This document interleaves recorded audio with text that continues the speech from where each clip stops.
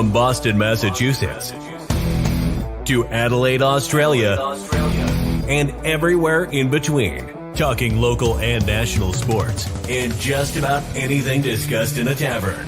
Broadcasting from South Lyon, Michigan. Welcome to Easyspeak at Speakeasy 330 with your hosts, Rich and Tom.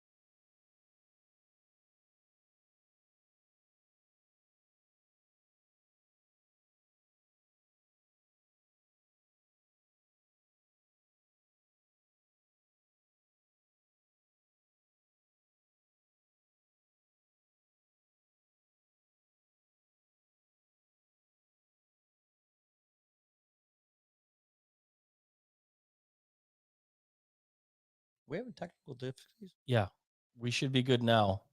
Why is that? Somehow the mic switched. Really? Yeah, so I don't know. Well, good. When we upload this to the podcast stuff, a good thing we used the Roadcaster, so it didn't sound like a complete loss. So, Paula, I think I solved the problem. I will periodically. Paula, give us a thumbs up if you hear us. So our mic decided to play a prank on us, and I wonder how long it was like that. I don't know, because we didn't start like that.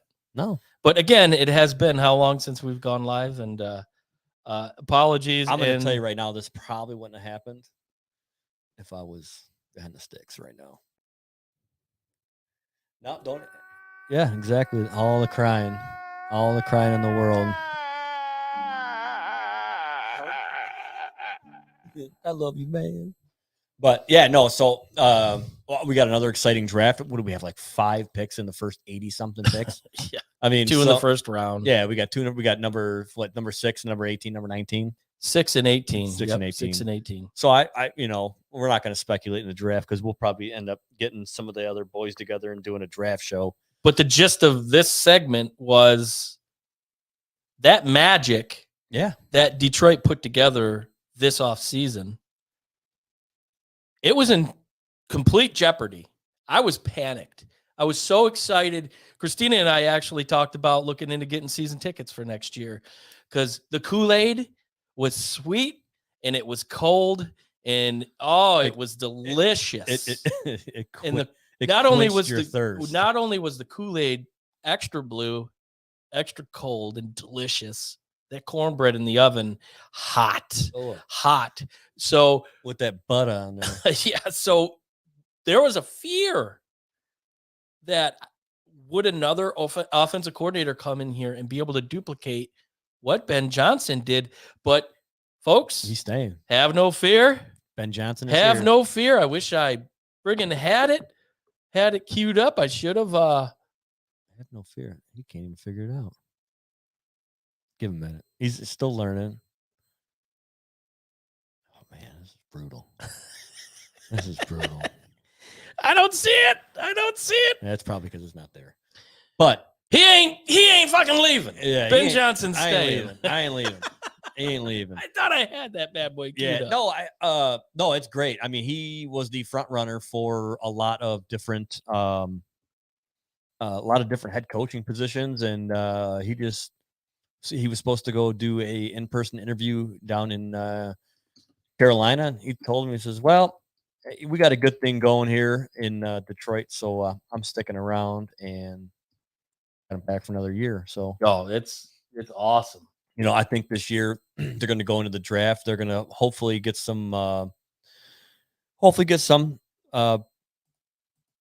picks that are going to help solidify the defensive side of the ball. I think the offensive side, I think you're looking pretty good. Once you get JMO really wrapped into the offense, I think we got a very, very, very good chance of winning the North next year. Well, I mean, all the pundits, talking heads out there have all said that, the North, Detroit's going to run the North for the next 5 years. Yeah, let's pump the brakes, man. We've been disappointed year in and year out. Hey, remember that one year we were preseason champions? They were 0-. No. Well, yeah, they were 4-0 in the preseason. They were 0-16. 0-16 in the regular season. Yes. So yeah, preseason champs. But as a Detroit Lion fan who's been disappointed from getting mollywopped in Washington D.C. in 1991 NFC playoff championship game, Mark Rippon. Oh yeah, to the pass interference on Brandon Pettigrew, that they threw the flag, then picked the flag up, which seemed to change momentum, and then just, getting smoked by Drew Brees in New Orleans. It's just, it's then didn't we also get absolutely jail sex in by Seattle? In Seattle too, with a touchdown that they reversed with Calvin. And but yeah, I mean, so look how many rules have been changed about Calvin Johnson, the Calvin Johnson rule. Yeah, so I'll reserve judgment. It's exciting to like watch these national shows and hear them talk about how beloved they are, like these, and get ready, because they've got a lot of money to play with, and I do think there's going to be some free agents that are going to line up to say, hey, we want to play for Dan Campbell, and it could be a fun off season for the Lions around here leading into next season. So we'll see what happens. Yeah, definitely we'll see what happens. But yeah, I think that pretty much covers everything we were going to talk about, right? You want to do a prediction for the games this weekend, or why not? Why not? Why not? Once you put that up on the scroll on the bottom, I can see the spreads. And are we going to go spreads, or are we going to go straight up? Well, I mean, whatever you want. You can take your pick. What do you want to put? You want to put some? You want to put dinner on this, or what? Yeah, that sounds good. That sounds good. And we'll start with the game that's going to kick off here in about 45 minutes there in Kansas City. It will be Jacksonville at Kansas City, with the spread now up to 9.5. It actually went up a full point since we've been on broadcast. So Kansas City's giving 9.5 to Jacksonville. So must have been some pretty good money being thrown on Kansas City. So they bumped up that number. So what do you got? Oh, man. Well, I'll tell you right now, I didn't want Jacksonville to make it out of the first round, just because I like Justin Herbert. True. However, I'm gonna roll with my man from Clemson, my two boys from Clemson. Clemson? Yeah, Klempson. Now, who's the running back from that you're talking about? You botched his name. I know who I botch his name all the time. Whatever. Travis Etienne. Yeah. E.T. phone home. Etienne. That's I remember JP was ripping. I'm like, dude, I and I like Clemson, and I was like, I can't even say this dude's name. Like the DJ blah blah blah blah blah blah blah blah from this whatever. Yeah. Uglio, who is now in Washington State. Yeah, I think he went to Washington State. But yeah, no, I'm gonna stand tough with Jacksonville. I think Jacksonville is going to You going money line, or are you going? I'm going spread. You're going spread. I'm going spread. I'm taking Jacksonville. Kansas City might win the game, but I don't think they're going to do the, 9.5? 9.5, 51. Yeah. 51.5 is the over under. Yeah, I don't think it's going to be a 2-score game, really. I think it's going to be like a 3 or maybe a 7. I don't think it's going to be a wide margin. I think Kansas City, they've proven that it doesn't matter who they have on the wideouts. Patrick Mahomes make them look great. Sure. But I still think their defense is going to be good. I think Peterson's going to have the boys ready to play today. So I'm going to take Jacksonville. I like Kansas City to win. Obviously, that's a tough task to go into Kansas City and win. But 9.5, it's a big number in a playoff game. It's a big chunk, especially to a team that, I mean, obviously last week, spotting 27 points and they came back and won. So doesn't Trevor Lawrence have some ungodly record of playing on Saturdays? He's 37-0 career, including high school, college, and now pros. Yeah, on Saturdays. So I don't think that stat's going to come into play per se, but Kansas City doesn't have a defense, and that's been their kind of Achilles heel, for the last couple years. And if not for Patrick Mahomes, brilliance with his ability to just make plays, just pull out of his ass, we'll say, they aren't as successful as they are if not for Pat Mahomes. So Trevor Lawrence has made some mistakes, we'll say, obviously in the first half last week. Yeah. But he's got a really good rapport with especially Zay Jones. Yeah. And they've got Christian Kirk.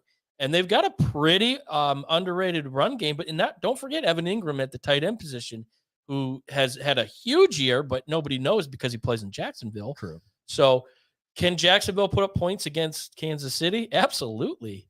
Yeah. So for that fact, I don't think 9.5 is a fair assumption. I can see it being a field goal or two, or it's close, and a touchdown toward the end of the game, and Jacksonville just can't recover. So I agree with you. I think Jacksonville will cover 51.5. I would take the over on that all day.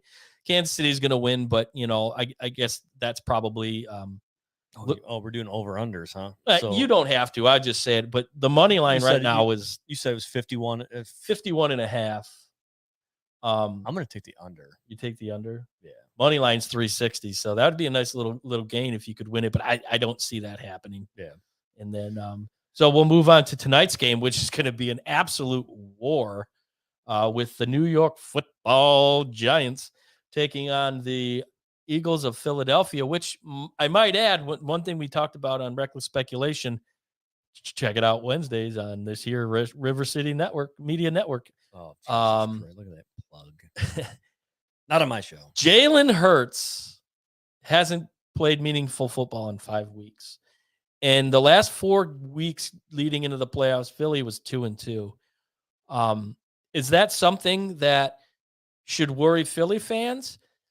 Or is this just status quo, go in there, beat the Giants, and be done with it?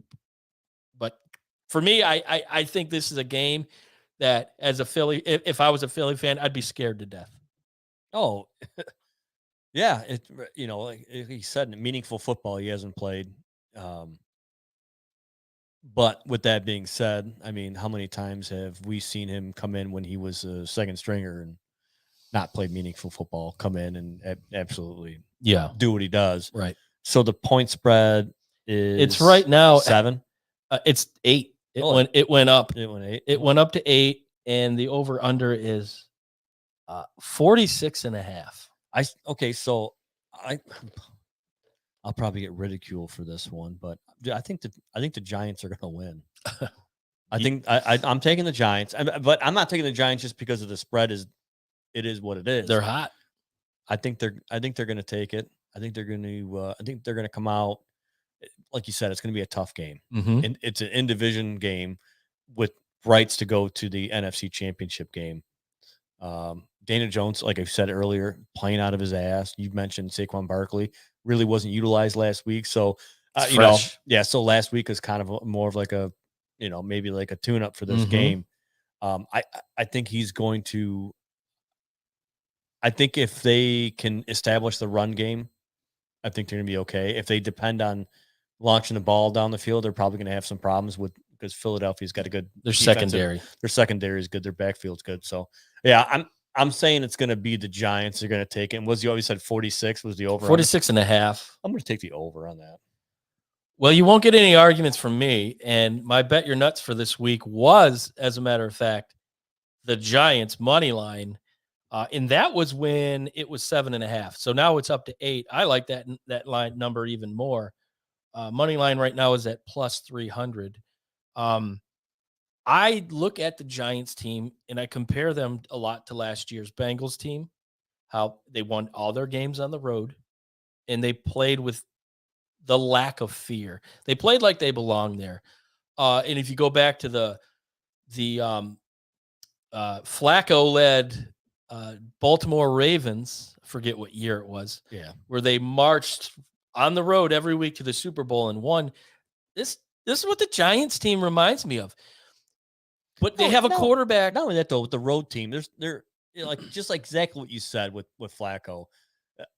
Every game's on the road. Mm-hmm.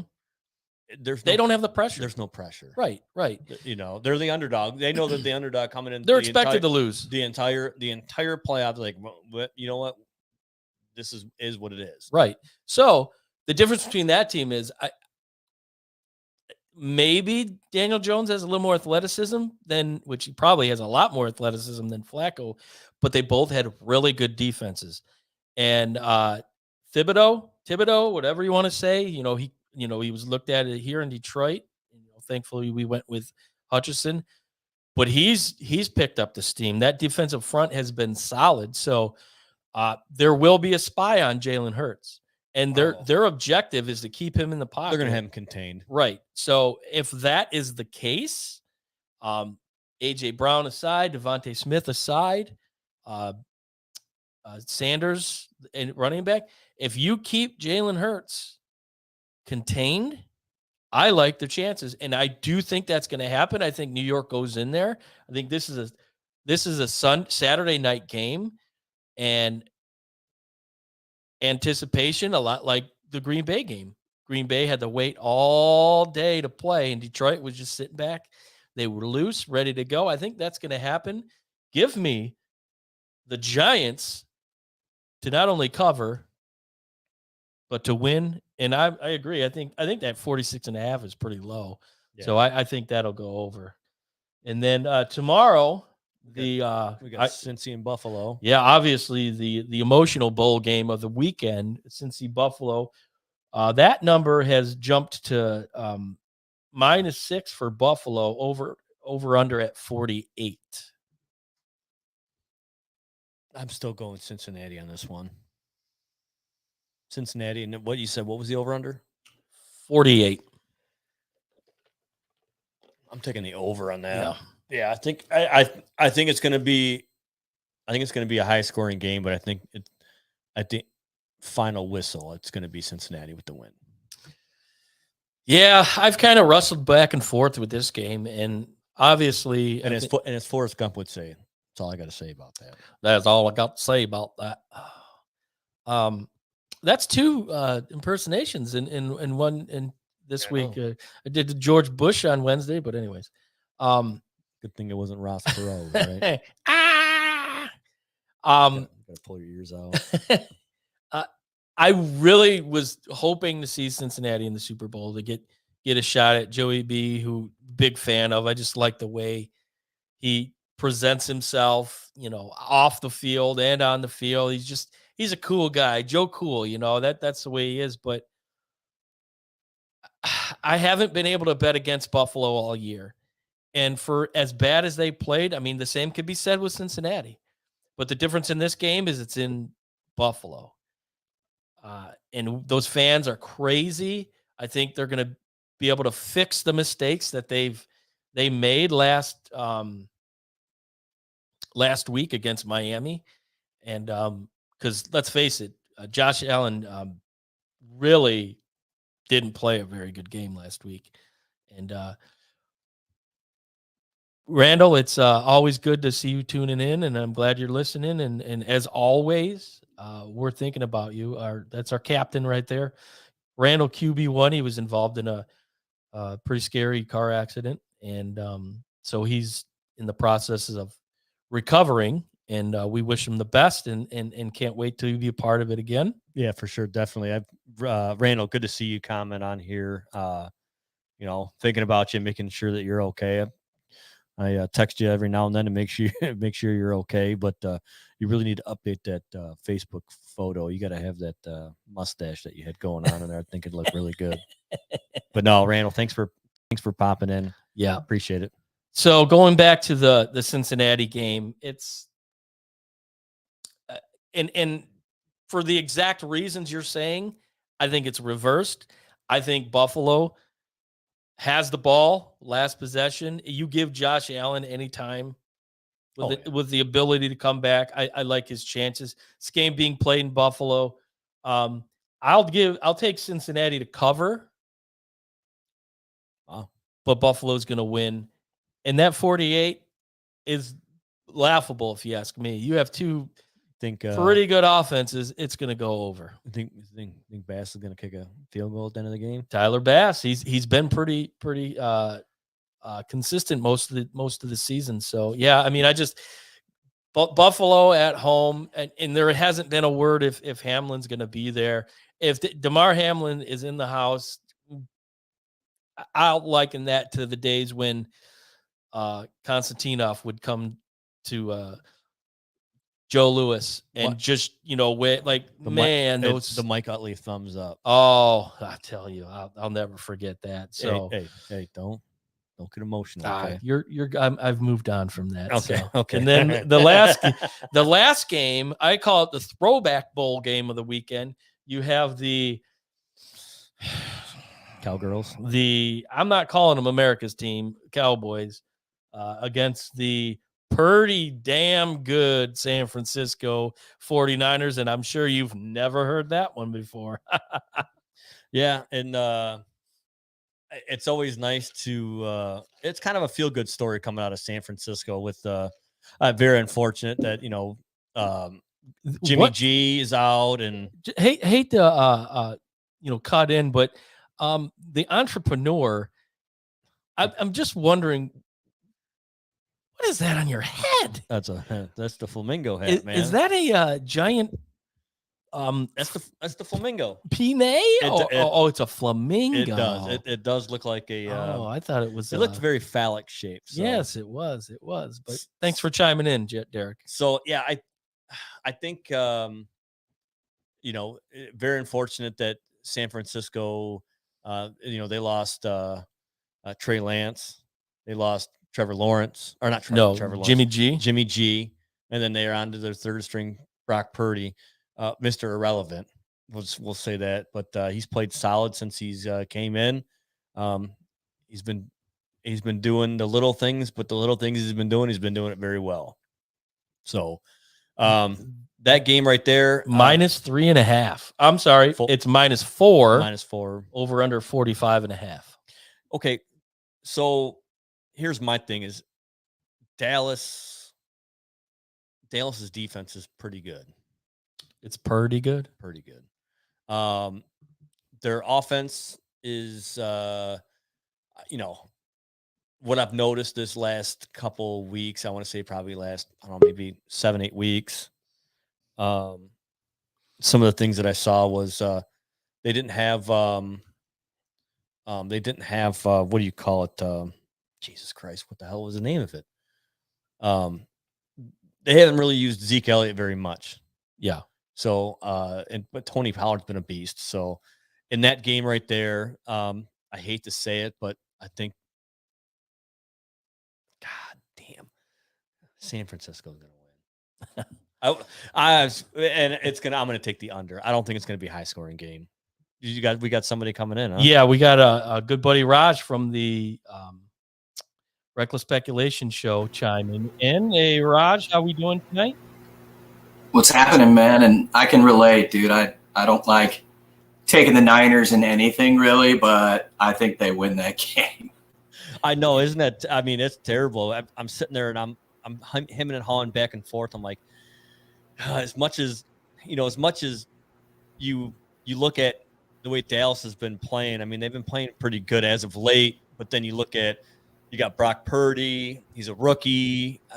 Not a lot of film on him. Really, there's not a lot of film on him to go by. So I was like, yeah. And it's only 4. It's like, yeah, I'm gonna take San Francisco. Why not, right? I'll take the over on that though. So I'm glad to hear that you don't have any technical difficulties going on right now like you did the other day.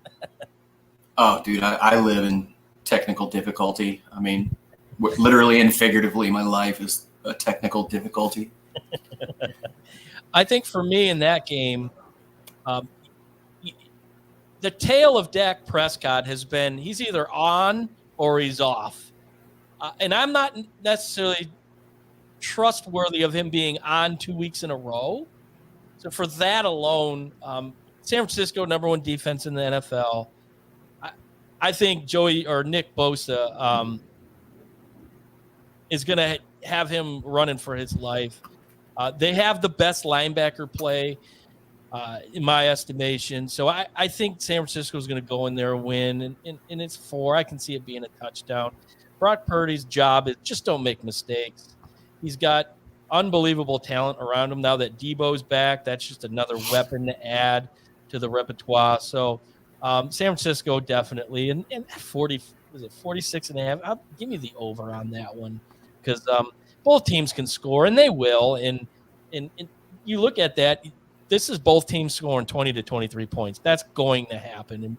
And so 46.5 is on. But they're both real quick. They're both opportunistic. With San Francisco, I believe, led the league at plus 13 in turnover margin, and kind of surprisingly, Dallas was second at plus 10. So you can see them going back and forth in short fields and opportunities to score. So I also like the over. Yeah, for sure. But we wanted to have Raj on here today because he has a unique, we'll say, viewpoint. Being he is a West Coast guy, he's a Pac-12 for one more year guy for USC, and there's some and on our show we will swear. You can swear all you want. And I'll say there are some shit in the game going on in the Pac-12, and we wanted to kind of get your viewpoint of that, and your theory as to why, and see if they maybe have been singled out for some actions that they're going to do here in another year or so. Yeah, I mean, it's just long been a joke of a conference. The irony being that aside from the Ivy League, academically their standards are probably the highest. It is the West Coast, right? So, yeah, you're not going to get 110,000 like you do in Ann Arbor for a game for the most part. But the network is a joke. You can't get it anywhere, literally. I had to join Sling TV and pay $50 a month just so I can watch USC against Oregon State basketball at 2:30 in the morning. It's just like, but I'm a masochist like that. Incidentally, it just came out that they fired 2 executives this week, one of whom was the network president of the joke of a Pac-12. He failed to disclose overpayments, thereby overvaluing the network itself to others. It's the only Power 5 whose media rights are still out there because nobody fucking wants it. It's just a joke of a conference overall. And I say it all the time, like for USC at first, I'm a traditionalist. I love those old matchups. It's, we're the only conference, in my opinion, that regionally and logistically makes sense in that, for basketball on Saturday games. Thursday we play Arizona, and then Saturday Arizona State. It's the same way. 2 Northwest schools, 2 mountain schools, blah, blah, blah. Being said, they still couldn't work it out, and they are petulant. And we spoke specifically about USC and UCLA. USC plays 9 consecutive games this year. And the second most is UCLA at 8, and both are on their way out. Further proof, every team in the conference plays a back-to-back road game except the new flag holder, and that's the Oregon Ducks. For USC specifically, you've got a bye in mid-September after their 3 easiest games. And then they, quote, have a second bye, but it's straight Big Ten style. It's after their last game of the year, a la Michigan and Ohio State, which, of course, before the Big Ten championship hurt both of them because it's what have you done for me lately, even though they've both traditionally been great teams. But anyways, USC has a 6-game stretch with Cal as a reprieve, but it's at Sam Hartman in Notre Dame, home against Utah, who just don't get me started, then Cal. Then they have Washington at home, at Oregon, and UCLA at home. So that should be fun. The Bruins, however, skip Oregon and Washington, but they do have at Utah, at Oregon State, and at USC. Overall, it's a typical Pac schedule. I think 5 to 6 teams will be preseason top 25, and we don't know what's going to happen with Colorado.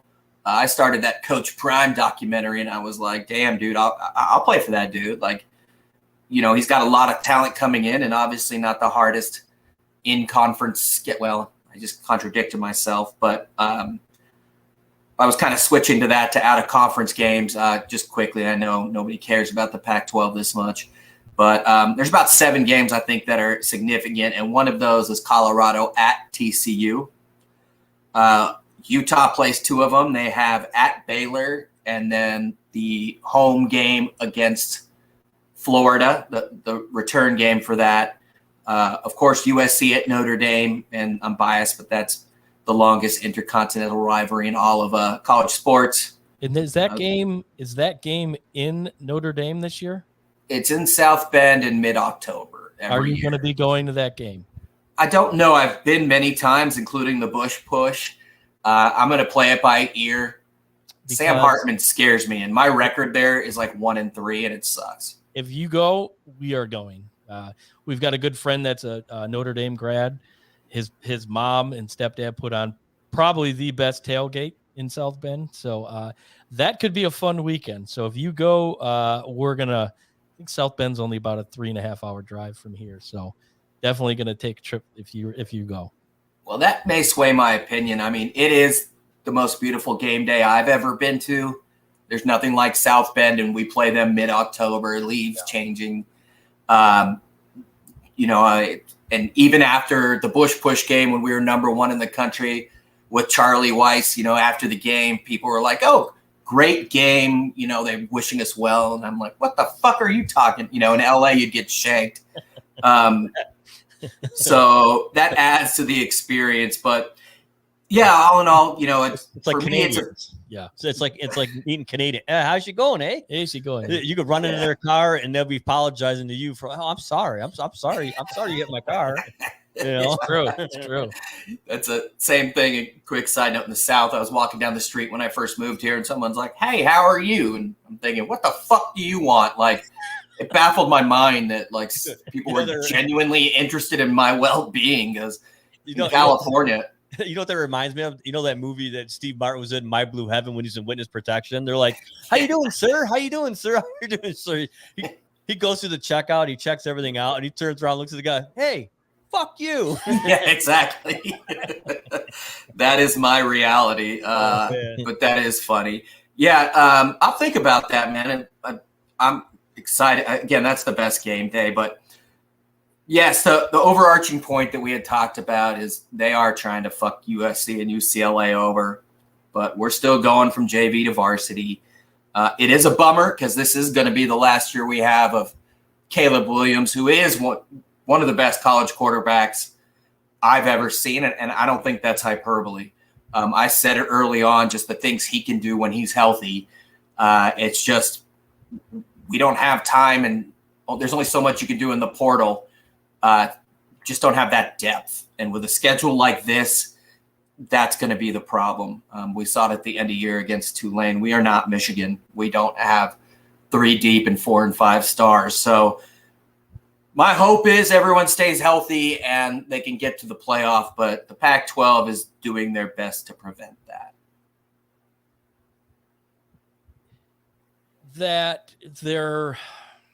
This is an intentional scheduling move by them because they're dissatisfied with the fact that them and UCLA are coming on over to the Big Ten starting in 2024.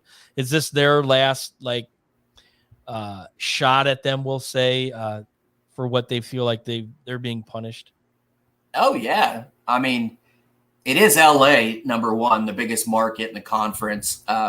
It's the biggest draw. USC is no doubt the flagship program in football, which makes the most money, and UCLA is no doubt the flagship program in basketball. On top of that, these dumbasses didn't negotiate the media rights before this. So typical Pac-12, they have zero leverage, and now they're going to try to sell their shitty product. So, yeah, I mean, their bitter ex-girlfriend or boyfriend, whatever, they are jilted, they are spurned, and This is their last-ditch effort. And by forcing them to go on that juggernaut schedule, which, if they get through that, then there's no question that they should be representing the Pac-12 in the college football playoffs. You got anything to add, Rich? No, I mean, I was on that text thread that we were talking about, and I could tell by your text the disdain that you had for the way that the Pac-12 is handling the last season of those two those two teams over there. But I'm going to tell you right now, I'm here with my arms wide open, and I'm going to accept those teams from Southern California. Yes. And I'll be honest with you, it's kind of weird how the logistics is going to work out with it for sure. However, with that being said, one of the things is the downfall of the Pac-12 is it's on the West Coast. Their games, their late games are the major, if you want to say the major audience or the population of people that watch football are on the East Coast, and they don't get that. And I'm actually looking forward. I'm kind of excited to see how creative the Big Ten comes with that schedule of, having, I mean, how good would it be to have a 4:00 game Pacific time or a 3:30 kickoff Pacific time, and they're playing, USC's at the Big House, that like that type of stuff. And not only that though, is those teams, when you look at the teams, and I'm saying like the demographic of the team, the colleges are so storied, we'll say.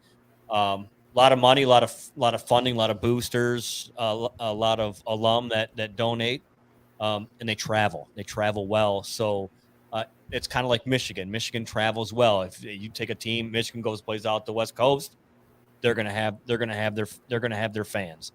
That's kind of one of those things. Like I have a friend of mine who's a Michigan grad, and we were in where were we at? I think we were in out west somewhere. I think, I can't remember exactly where it was at, but we were at the airport and he's got his Michigan thing or whatever. And you walk by and people are like, go blue. It's like, okay, I'm like, 1,200 miles away from home. Yep. And somebody still acknowledges. And I'm not familiar with the West Coast, but I'm pretty confident in saying that it's probably pretty much the same. So there's a lot of fanfare on both sides of the country. So I'm excited personally myself for them to come, and hopefully we can poach some more good teams over to the Big Ten. And I think honestly, it's going to end up being like a 4 or 5 conference football layout. And you were talking about prime. He said it right. He went in there and it's no bullshit. And that's what you want. You get some of these collegiate coaches, they go in there, any sport, they promise you the world. Oh, your son is going to be he's going to be a number 1 pick. He's going to be doing this. He's going to be doing that. I mean, he's just like, hey, look, if you guys don't like it, the portal's right there. Go ahead and hit that portal. Hit it. And hey, I'm coming, and I'm bringing my baggage with me. He's like, I'm bringing, I'm sure he caught a lot of flack for leaving Jackson State, but then I think more is going to come out, and you're going to find out more of an in-depth reason of why he said it's time for him to move on from there. Well, there was shortly after it happened, like he was supposed to get so much of a bonus for ticket sales, and then if they got to a bowl game, and it sounded like Jackson State kind of didn't follow through with what they had originally stated. So I think it was a two-way street with him. He's like, well, you're not going to do your thing, then why should I stay? And obviously he goes to Colorado. But do you see, we talked about possibly 2 more teams jumping into the Big Ten. Do you think they're going to come out of the Pac-12, or do you see them coming out of a different conference? I mean, that's a great question. I thought initially that they would. I mean, just as you guys mentioned, the logistics. I mean, you can't have Rutgers coming out for a weekend, or, they got school. If they're playing USC and UCLA, then you've got a whole week. I just figured something would happen. And, there's even been talk for USC and their wealthy alumni base of having like an intermediary campus, like something in Indiana or Michigan, right, in the middle of the country where kids could go and, it would be nice. It's going to cost a lot of money, but be there for that week, have residence, school, whatever. They go to school there throughout the whole football season. Yeah, I mean, well, they'd miss out on 80-degree weather and girls, but hey, maybe on road trips, I don't know. But yeah, I thought so. I mean, Washington and Oregon are obviously that Northwest would be ideal, but Oregon, Uncle Phil, there's just so much money there. You never know what they're going to do. And what splash he may make. I'd love to see a school like Utah and like Colorado, and they're also travel-wise in between, the Big Ten and the LA schools. I don't really know the significance of that, but yeah, I don't think they're going to – I think the Big Ten is smart enough that they're also going to take people that want to be there. And if Oregon's going to hold out, and I don't know about Washington, then yeah, I do think they'll take – there's no doubt, as you guys say, there's going to be super conferences and they're going to expand. The Big Ten to me is reminiscent of the Pac in that academic standards are different. They don't. I see Michigan grads everywhere because they're smart and they have opportunities all over the country. I don't really see that at Mississippi State. No disrespect intended to anyone from Starkville, wherever the hell it is in Mississippi. But yeah, I do think it will expand, but I think they're going to not only want schools that want to be there like us, but also those that sort of fit in with, I don't want to say the Big Ten man, the Michigan man, but there's definitely an identity to the conference on and off the field. So whereas I exclusively thought it would be from the Pac-12, I don't think that anymore.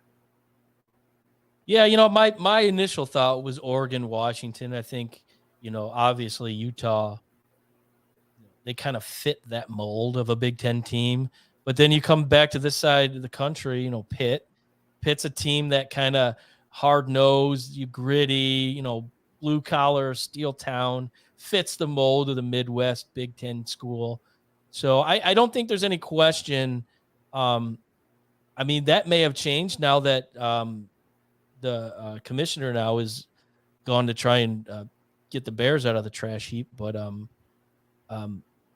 before that, I think there was definitely inclination that they were going to add 2 more teams. So it'll be interesting to see if that is the case with the next commissioner, because I think the Big Ten should be all in on expanding as much as they can and just putting their brand everywhere, especially now that they're going to be the CBS game on Saturdays. Obviously, Fox is the key market for them. So they want to be plastered everywhere they can be. That's for sure. Yeah, absolutely. And we do feel like Jackson State recruits, how they must feel this year, in that we come over to the best, most personable, the smartest coach in Kevin Warren, then he takes off and we're like, man. But I think that's more of an organizational thing, and we have much more confidence in the powers that be in the Big Ten than we do out west. Yeah, for sure. Cool. Well, you got any more there? No, Rich? man. Hey, I appreciate you coming on and giving us a couple insights there on the Pac-12 for sure. Yeah, man. Thank you for listening. Not many people care about us that much these days, but it should be good. And don't forget about basketball. It's going to be very interesting to me to see how we change styles, because Big Ten basketball is very different. So yeah, no, we are super excited, and I look forward to coming on further when we are all in conference and away from these dickheads that run the Pac-12. No, I appreciate it, guys. Thank you, and I love the show. I listen, and man, it's a good show with high production value. Shit, I'm jealous. Hey, I'm working on it for you, man. I'm working on it for you. Well, yes. I showed you. I've sent a couple things today, so I'm working on it, man. I'm working on it. What you see here is what you will see Wednesday night. Hopefully, it'll be unveiled. We're still working on a couple things, but yes, Wednesday on the River-City-Media Network. Join myself and Raj and Robbie and Brandon. Forget his name already. Yeah, well, I get tongue-tied, so that's how it goes. Doing everything, producing and switching and doing all that stuff here. But definitely the one time he did it for on this show. One time he's done it for the show. Right. See, behind the scenes. So we're actually sitting in the same room, and we have like a video switcher that goes back and forth. So he's got the computer. He's got the we call it the roadcast. I'm doing the comments. He's doing he's doing everything. The crawl. For the first time, I'm just sitting on a sofa Yep. It's nice. With a microphone in front of my face, and that's it. I only made 2 blunders, but that's okay. Yeah, 2 blunders. I think that's pretty good for the most part. But definitely check us out Wednesday night for our next episode of Reckless Speculation. And again, Raj, thank you so much for joining us. I know you had a busy schedule, and it was nice to get your perspective being a Pac-12 for the moment guy. So our listeners can definitely get a feel for what really is going on. So look forward to having you back on when definitely the basketball aspect starts and we start playing in conference. Real quick on the basketball aspect. How'd the game go? We won 10-4, 8-year-olds. Yeah. So but they played well. But thank you for asking. Well, I was at my 12-year-old son's playing basketball, and they won 24-22. So that's a barn burner. That's it. I do have one question for you, Raj. Was there any nut dust present on the basketball court during this game? Inadvertently, yeah. He played solid D. I mean, not literally like putting the ball in the hoop and walking it off. One kid did.